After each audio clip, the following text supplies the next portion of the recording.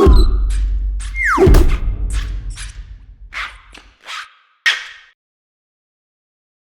Kobo Aura 1 on the left here is the newest e-reader from Kobo. We wanted to put that up against various different e-readers like the Kindle Oasis and so forth, and its other counterpart, the Kobo Aura Edition 2. We wanted to also put this up against one of the greatest e-readers that was outside of the big three, basically, Barnes & Noble, Nook, and Kobo, and that's Tolino. Tolino has really shown itself to be a legitimized e-reader brand, and even all the way here in Canada, we've felt that it has competed against the best of them. So we're going to look at the Kobo first. Kobo's a really nice design. It's very big, it's 7.8 inches compared to the Tolino 6. Flush screen and bezel. Kobo Rakuten logo on the bottom. 3 clean sides, 1, 2, 3. USB port on the bottom, and a power button on the back right there. We also have a very nice non-fingerprinty, I love that, backing. The Tolino, where it gets really nice, it's rounded on all 4 corners. It's nice and smooth, even on its like very edge here. It's very nicely built. You have a software-driven backlit home button on the bezel, really cool. Tolino logo. Glowlight button, power button, clean left, clean right, and a hard reset on the bottom with a USB port. And the back does leave a little bit of fingerprints, but you have a nice embossed piano finished Tolino logo. It's always hard showing vastly different screen sizes on camera. This is 7.8, this is 6, and I don't think I mentioned it, this is the Tolino Vision 3 HD, as you see in the title. So their home screens are very different. You get pretty much 40% of the home screen on the Tolino Vision as advertisements and shop promos. On the Kobo, everything is very nicely laid out, and it is also dynamic. So if you open up stuff like the web browser, PDFs, reading statistics, everything will change, and they'll all be different squares and different sized rectangles. So it's actually really nicely laid out. You can click the more by clicking the top. I kind of like this a little bit better than Tolino. Tolino navigates to a separate menu, whereas the Kobo just has a little bit of a drop down, very Android-esque, where you have all the information like light, battery, help, settings. Nothing you don't have on here, but I'm just saying I think it's laid out a little bit better. This looks a little bit too muddled. At a book, they're very different. Obviously this has more screen real estate. It is displaying a lot more text on the screen.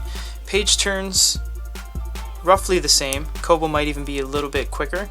You do get a lot of weird gaps on even both of these, like you can see here, but you can change a lot of that, of course, in the settings. So if we go to the A settings, there actually isn't any similar fonts on either of these two, so I couldn't actually find the same ones there, as none of the names match up, so we've just chosen any old thing. So the line spacing, the font size, and the margins on the Kobo are a lot more customizable. You have a lot more variations you can choose because you have these slider bars.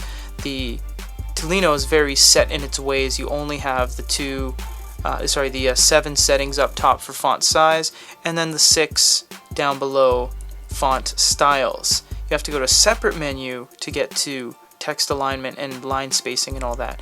And a lot of the times when you change things live, it says please wait, and the prompt comes up, and I don't really like that. I mean, it's getting in the way of my reading experience, essentially. We'll write a note just to show you guys the keyboard differences. I like the keyboard on the Tolino way better. It's a conventional QWERTY keyboard. Everything's kind of staggered nicely.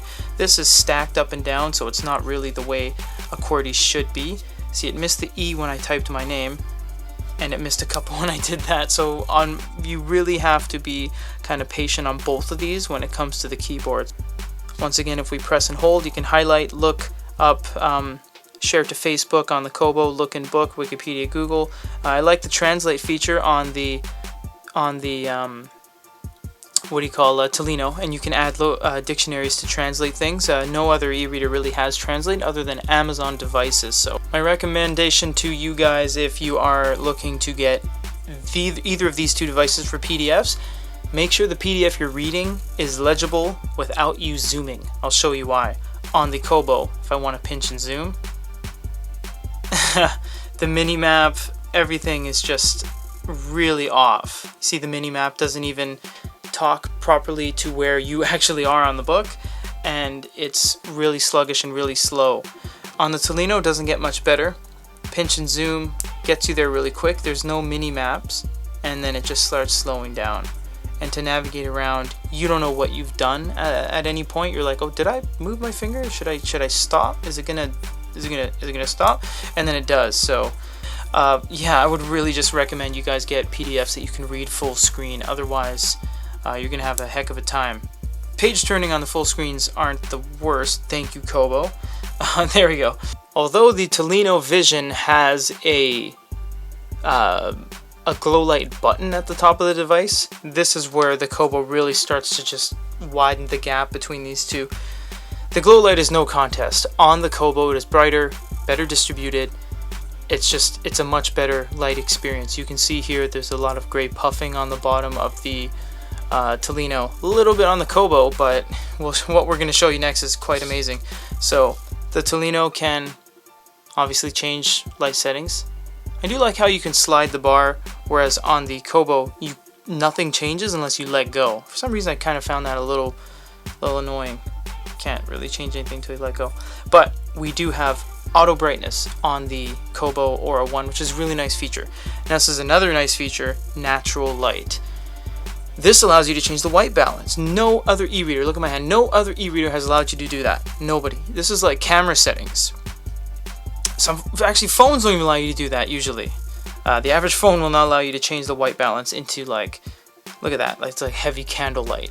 But you can change the white balance based on your environment. So, you know, you can have like a little bit of a peach, or kind of a stone, or the more blues, or extreme orange, based on where you are. If you're outside, or you're, you know, sunlight, no sunlight, shade, fluorescent light, incandescent light, all these different variables, you have the options to do all that on here, and you have automatic as well. So not only does it have white balance, it has an automatic white balance sensor.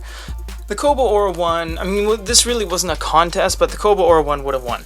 But we just wanted to see what the greatest kind of third-party e-reader manufacturer, the Tolino, could do, and it really holds its own. It really does. So it comes down to, do you want a 6-inch e-reader or 7.8-inch e-reader? We'll leave it at that. You guys watch the individual videos. Check out youtube.com/goodyreader for individual videos of both of these. And if you guys have any questions or comments, leave them below. Thanks so much.